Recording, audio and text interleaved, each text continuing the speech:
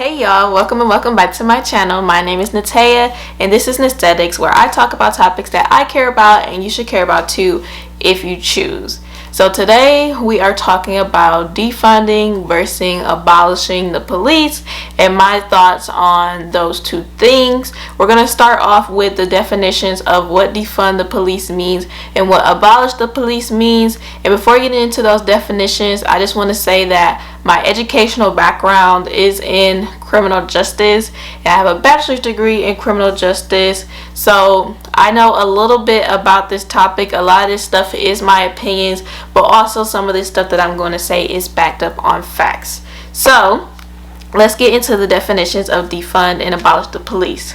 So to defund the police means to reallocate funds from the police budget to different areas of the city, such as education, such as healthcare, mental health services, economic development, etc., etc.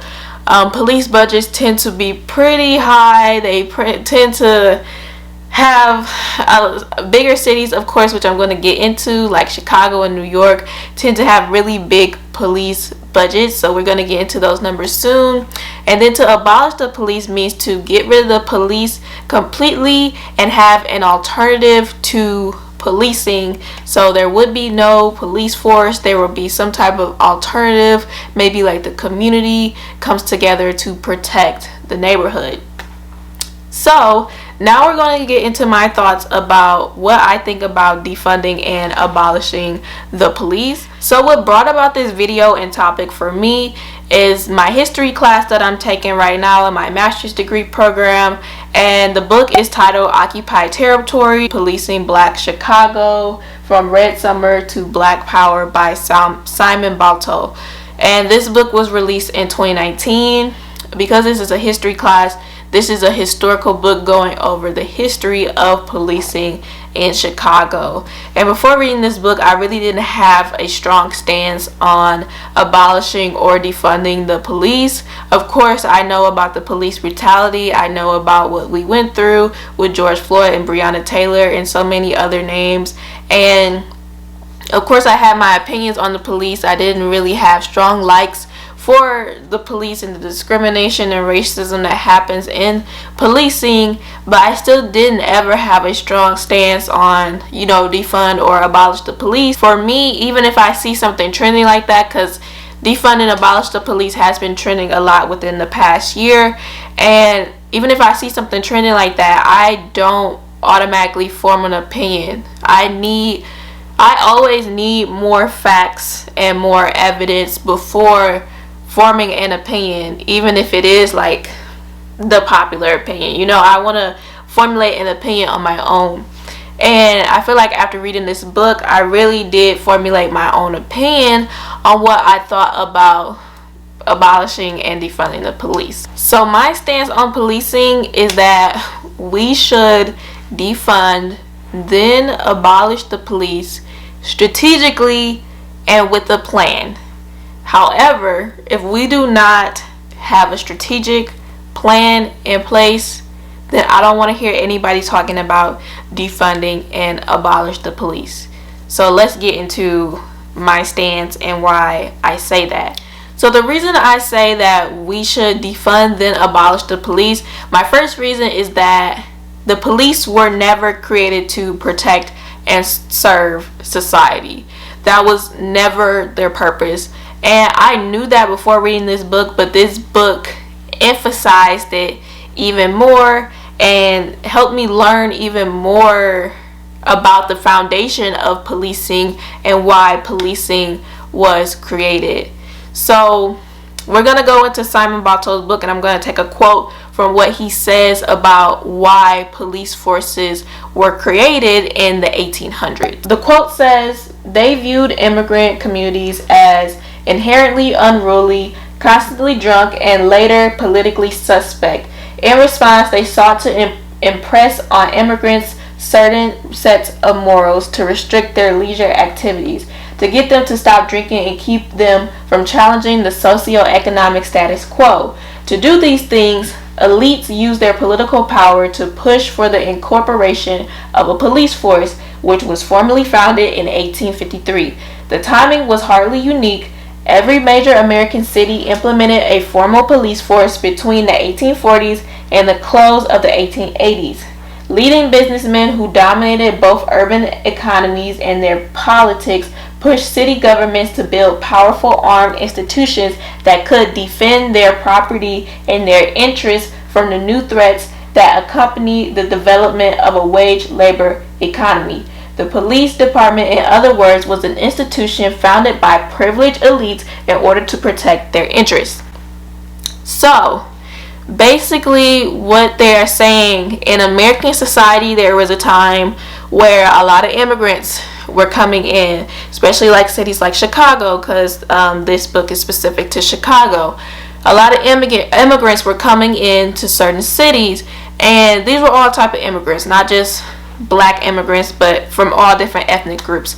And the elites saw immigrants as unruly. They thought that they just didn't have standards or morals. So the elites wanted to create a police force to control immigrants and to protect their property and to protect their interests. So the foundation of policing is based on elites. It's based on protecting the interests of elites. So when we say, or when people say the police were created to protect and serve, they were created to protect and serve certain people. And we still have elites, we still have business people in our society today. And I feel like the foundation of policing, that is still ingrained into the system of policing, even though like people are saying that the police are here to protect and serve now and to fight crime. You cannot deny that this is the foundation of policing. And then if you go even further back, before the 1800s, before like formal police institutions were incorporated into cities, we know that there were slave patrols, which is another form of foundation of policing that was created to control like slave uprisings and slaves and etc. So the roots of policing and the foundations go deep, and you cannot deny the foundations of anything, because if the police was founded on these foundations of slave patrols and protecting the interests of elites, and then on top of that, like I was saying, it was more so geared towards immigrants at first, not just black people, but immigrants. And then eventually the police force, as racism continued to become engraved in our society, policing became very discriminatory against black people and also other people of color and indigenous people, etc. So that foundation was always there, and then the system just kept getting worse and kept adding more and more bad stuff on top of the foundation: racism, discrimination, police brutality. So we have this foundation that's already messed up, and then we're adding all of this stuff on top of it that's not making the foundation better. So that's the first reason why I say defund and abolish the police, because their foundation shows what their purpose is. Therefore, their purpose is not here to protect us, and we already see that evidently through how police treat black people in America and across the globe in general. Not just America. Policing is not just an American problem, it's a global problem: police brutality and police discrimination, police corruption. So that's my first reason. The second reason is that the police budgets are so large. Like, while reading this book, there was a period of time in America where there was the war on drugs, and during that time, like, this book explains how just like the police budget just kept going up and up and up. It just kept increasing, and they were saying that they needed to increase the police budget because of, crime is going up, drugs and gangs and things like that. And and now, like, the police budgets are even higher than they were back then. So if we look at Chicago today, so we're going to use Chicago as an example in this video today. So if we look at the proposed budget for the police for next year, the proposed budget for the Chicago Police Department for next year is nearly $1.9 billion. $1.9 billion. Like, that's a lot of money for policing. And I honestly, I do not know how the budget is broken down, and I just think that $1.9 billion for a police department. I understand Chicago is a big city. Other cities like New York are big, and I guess they need bigger budgets, but $1.9 billion, that just does not sit right with me going to a police department. And this is just proposed right now, it's not approved. So let's talk about the other proposed numbers for other services. So for example, we have $52 million set aside to expand mental health services, including a 911 alternative program that will send counselors and social workers, not police, to those experiencing mental health crisis. Okay, I think that's really nice, but like 52 million compared to 1.9 billion, I don't know. Like, I like that they're putting money towards mental health services and that they're doing that, and 52 million is a lot of money, but that gap between 1.9 billion and 52 million just does not sit right with me. $635 million for the city's affordable housing initiatives. I think that's great as well, because like affordable housing is also something that's an issue, especially with this panoramic that we're in. Affordable housing, people being able to afford rent, people losing their jobs. There's a lot of that going on all across the globe. So I really like that they're putting $635 million into the city's budget towards that. But also there's that gap, $635 million, $1.9 billion for the police department. And then there's going to be $202 million to expand services for the homeless population. I really like this as well, because homelessness is criminalized, and we're going to get into that in this video in a minute. But homelessness is criminalized, and I'm happy that they're putting some money towards expanded homelessness services. But to me, it's like policing is the thing that makes up like 40% of this budget, and it does not sit right with me that policing takes up so much of the budget.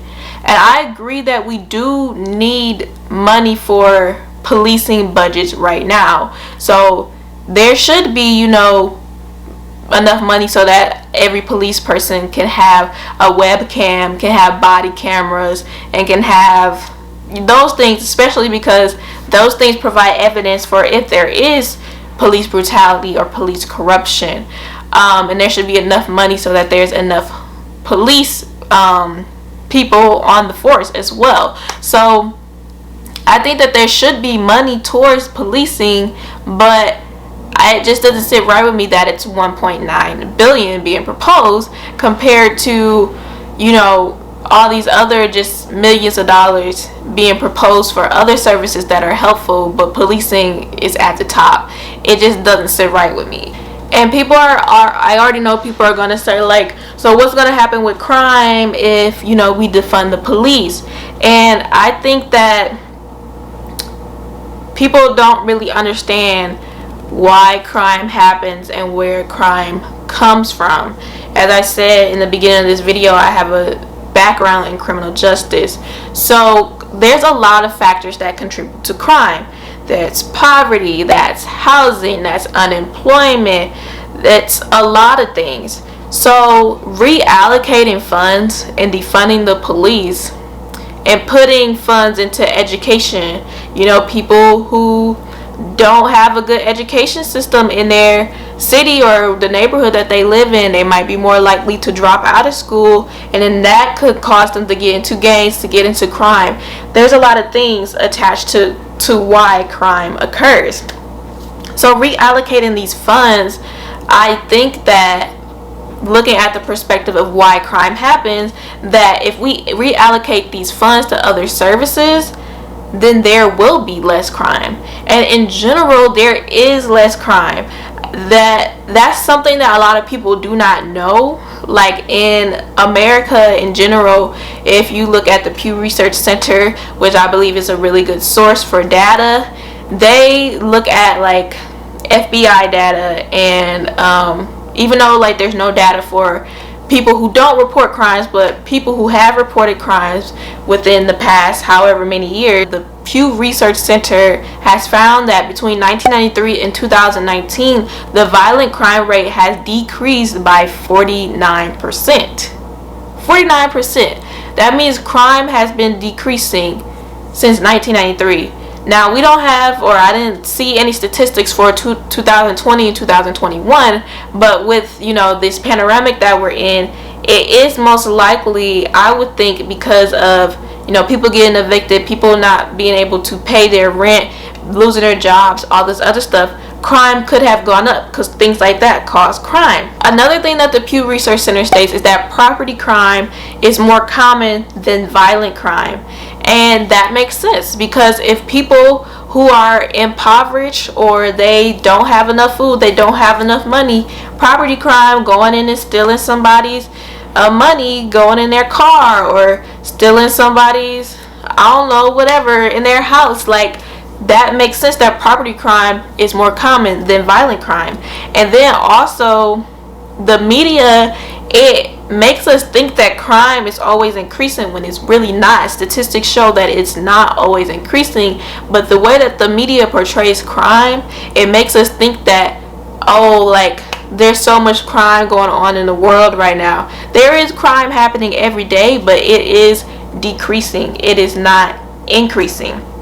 So that's another thing. So people think that crime is increasing, but it's not. So they think that we need more money towards policing so we can stop crime. Policing does not stop crime. And also, if crime is decreasing, that does not give a reason to why we should give more money to police. Like, that totally debunks that statement that, oh, there's more crime happening, so we need more police.